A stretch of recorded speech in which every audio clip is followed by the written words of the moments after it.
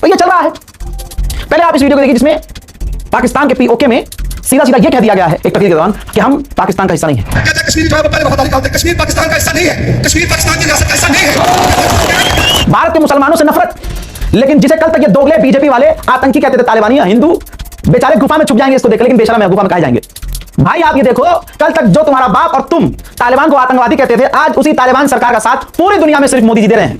ये रिपोर्ट देखो, अफगानिस्तान पर जो हमला किया पाकिस्तान ने, आतंकी जो हमला किया, उस पर तालिबान ने कहा कि सिर्फ भारत ने विरोध जताया है, बाकी हमारे ऊपर हुए हमले पर दुनिया के किसी देश ने विरोध नहीं जताया।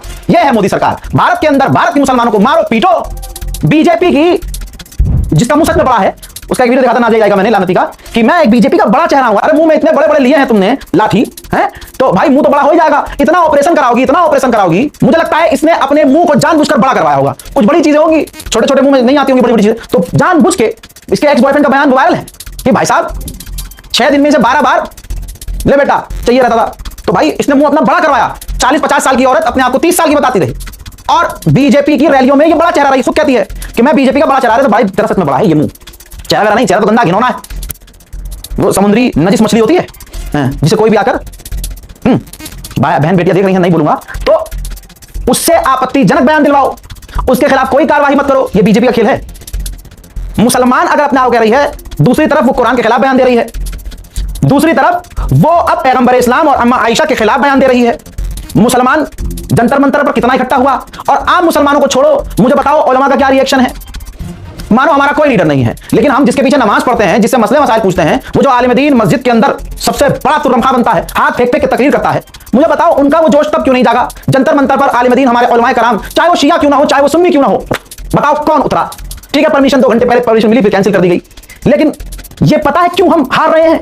क्योंकि हम पहले आपस में ही लड़ाई खत्म कर लें। पहले सुन्नी शियों को गरियाना बंद कर दे, पहले शिया सुन्नियों को ताना मारना बंद कर दे, पहले देवबंदी बरेलवियों को नंगा करना बंद करे, पहले बरेलवी दूसरों को गलत। अबे भाई अब मौका नहीं है, इन सब चीजों का मौका नहीं है। अब तो क्या कहूं, इज्जत पे किसकी बात आ गई है? पैगंबर इस्लाम सल्लल्लाहु अलैहि वसल्लम के घर पर बात आ गई है, उनके परिवार पर बात आ गई है, और 2 कौड़ी की औरत उतरकर घटिया तरीन बयान दे रही है। हिंदू समुदाय तो खुद कहता है अम्मा आयशा को कि भैया 6 साल की थी, इनसे पूछ लो सीता कै साल की थी। अबे भैया इनके ही बाबा का बयान आ रहा है ना कि 6 साल की थी जब उनका विवाह हुआ। तो अपने गरीबान में ये झांकेंगे नहीं, और दूसरों के कानून के खिलाफ जाकर दूसरों के धर्म पर और इस्लाम पर कटाक्ष करते हैं। लेकिन हम क्यों हार रहे हैं? इसमें हिंदू की गलती नहीं है, सरकार की गलती नहीं है, इसमें हमारी गलती है कि पहले हम आपस में निपट लें। अरे ये देखो मुहर्रम में ये क्या कर रहा है, अरे तेरी अम्मा के साथ छेड़खानी कर रहा है क्या? अरे तू ताज़िए में जाके नाच, ट्यूबलाइट सर पे बोल, ट्यूबलाइट पिछवाड़े में डाल के मुंह से बाहर निकाल, कोई तुझे नहीं रोक रहा है। लेकिन कम से कम आपस में कटाक्ष करना बंद तो करो, ये जहर फैलाना बंद तो करो। लेकिन अभी भी नहीं आ रही समझ में। मानू से रिसालत पर बात आ गई, पैगंबर इस्लाम सल्लल्लाहु अलैहि वसल्लम के घर पर बात आ गई, लेकिन मुसलमान इतना बेगैरत है कि उसे बस शिया सुन्नी करना कि बस अरे तू शिया है, तू अरे तू सुन्नी है, तू अरे भाई बंद करो, आंखें खोलो, हो क्या रहा है।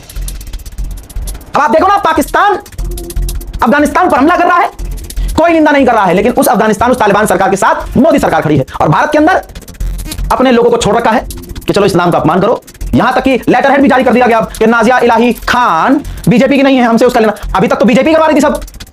अगर जो गुस्सा 4 लोगों ने 10 लोगों ने जंतर मंतर पर जाकर दिखाया, अल्लाह उन्हें सलामत रखे, अगर यही गुस्सा पूरे हिंदुस्तान के मुसलमानों को एक साथ दिखाना होता और दिखा दिया होता, तो नाजिया इलाही खान अरेस्ट नहीं होती। क्या दुनिया की कोई भी ताकत नाजिया इलाही खान को गिरफ्तार होने से नहीं रोक सकती? हर इंसान अपने अपने बेस पर कुछ तो कर सकता है, लेकिन आपने क्या किया? पूछो। मुझसे पूछ रहे हो तो मैं कर रहा हूं, मेरा ये काम है, मेरा ये प्लेटफॉर्म है। मैं मानू से रिसालत को बचाने के लिए अपने पैगंबर इस्लाम सल्लल्लाहु अलैहि वसल्लम पर आपत्तिजनक टिप्पणी करने पर अपने प्लेटफॉर्म से कम बोल तो रहा हूं। लोग तो बोल भी नहीं रहे, डरते हैं लोग। दुनिया से मोहब्बत में अंधा हो गया मुसलमान, यही है सच्चाई। बुरा लग रहा हो किसी को तो भाई माफी भी नहीं मांगूंगा। तुम अपने इस कैरेक्टर के साथ कब्र में जाना, मैंने जो अपनी जिंदगी में किया है, मैं ये तमाम अमाल कब्र में लेके जाऊंगा, फैसला अल्लाह करेगा।